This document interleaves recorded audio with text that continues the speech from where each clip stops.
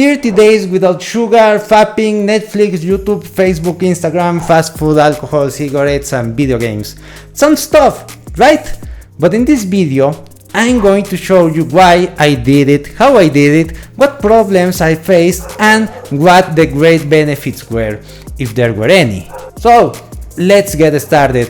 Why am I doing this? Because I want to experience more discipline in my life, find out if there's any benefits to it, and also make a video that gets a lot of views.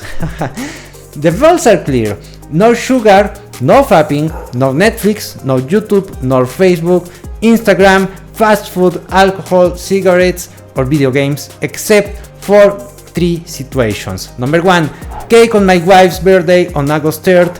Number 2, the Chile en Nogada festival, which happens once a year on August 5th, but only the Chile en Nogada dish is allowed.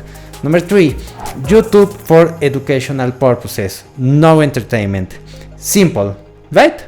Now, let's measure the physical aspect. Currently, I weigh 75.5 kilograms and my waist measures 97 centimeters when I take my belly button as a reference. My energy levels are good because I already have some bad habits well under control, but they won't be as rigorous as they will be during the challenge. So, let's go for it. What's my strategy? It all starts with a purpose, and this time it's to prove myself that I have the discipline to create valuable content worth watching. What's at stake? My identity and a tradition starting on my channel, so I can't afford to lose.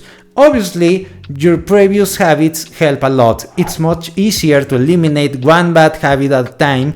I've already had a lot of practice, so I don't think this will be too difficult for me. Next, we clean up the environment. Currently, there's no sugar, alcohol, or junk food at home, and I don't have Facebook or Instagram installed on my phone, so that's taken care of. And lastly, we have to get rid of old beliefs. For example, the idea that we need to watch Netflix during meals to entertain ourselves, or that alcohol is necessary for fun. Those are lies that keep us hooked.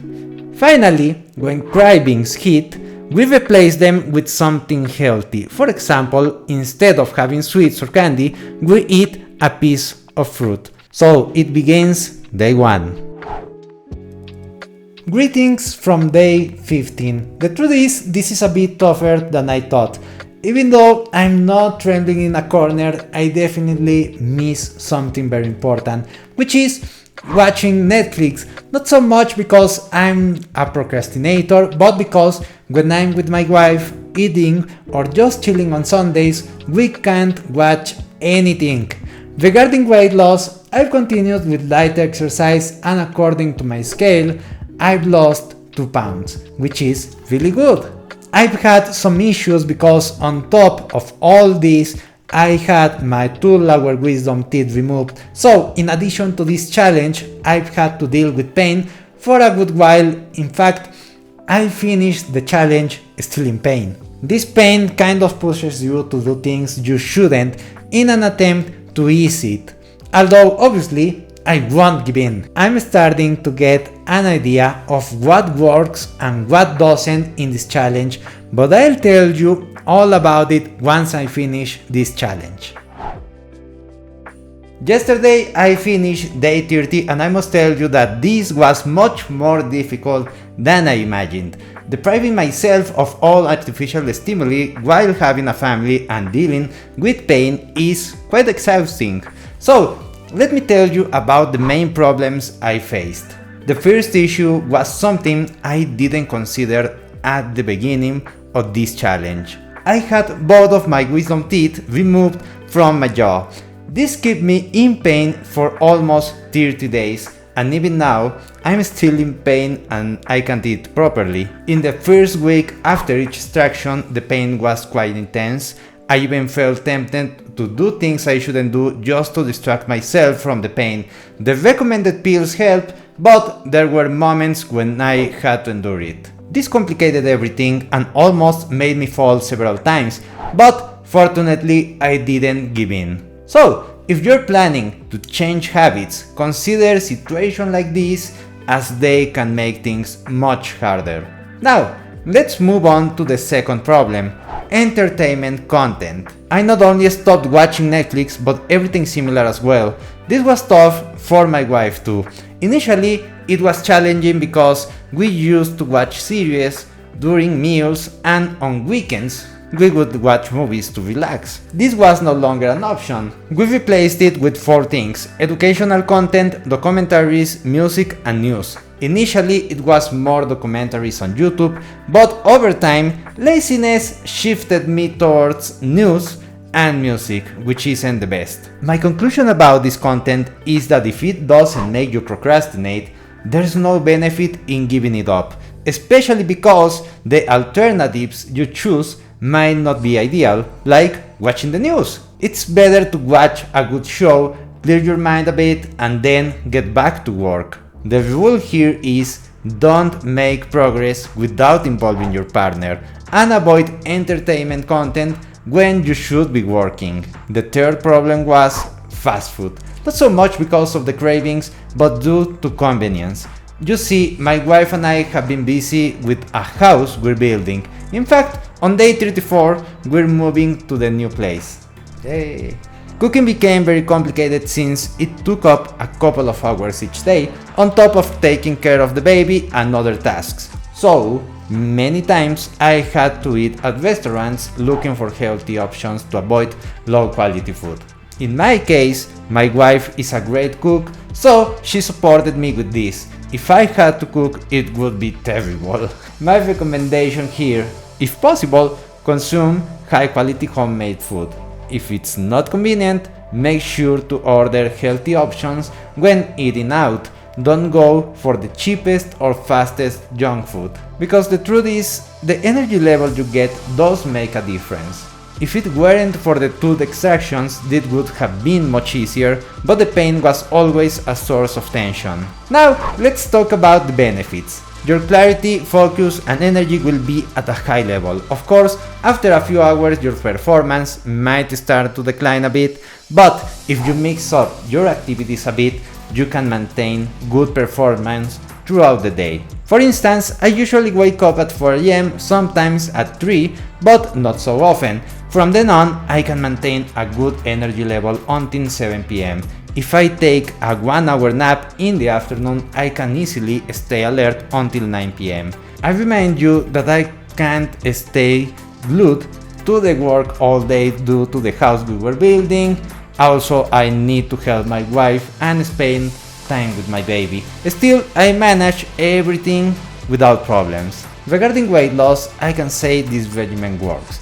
I've lost about 7 pounds, and this is how I look now in my shirt. I think there's a noticeable difference, and the measuring tape agrees, as I went from 97 to 93 centimeters, which is about 1.6 inches less. My workout routine was a bit inconsistent. In the early days there were rainstorms, I got COVID, and the tooth extractions made me miss some days. If I hadn't encountered those issues, I probably would have shed a bit more fat. So, what can I say about this challenge? Its main benefit is that it helped me make a decision. Through this channel, I will focus on helping people break bad habits and form good ones. But it also made me realize that some things don't need to be so extreme. We can enjoy certain things in moderation without them harming us. If procrastination isn't a problem for you, you can watch entertainment while eating. If you are eating something nutritious, dining out is fine. You can play video games during designated times for a set period. There are things I suggest minimizing, like social media. I only check Facebook and Instagram twice a day for messages, so about 3 minutes a day. I allocated only 5 minutes a day for Twitter. YouTube is great for quality content, but my recommendation is to have designated times to watch. Otherwise, you'll end up watching whatever seems interesting without any goal in mind. The same applies to Netflix. And the reason for having specific times is that without them, you might get distracted and start playing or watching a video when you shouldn't. And the things I recommend cutting out completely: which will give you about 85% of the benefits are no alcohol, no smoking, no vaping, and no sugar. A quick note about sugar. From the test I've conducted in myself, having a sweet or dessert once a week won't drain your energy or automatically make you gain weight. So reward yourself with something each week and you'll be fine. If you have a sugar habit, I recommend going 30 days without sugar to break it. This will make having something sweet each week much easier. In my experience, cutting out sugar will give you many energy benefits. You can find more information in a video on this channel where I focused solely on quitting sugar. This was a significant experiment, and if you ask me, after all these trials in the past months, my habits will be like this. Sugar only once a week, no vaping, minimal use of social media, 5 minutes on Twitter only, low quality food only once a week, no alcohol, no smoking, video games only on Sundays for a maximum of 2 hours. And that's it. Subscribe and I'll see you in the next video.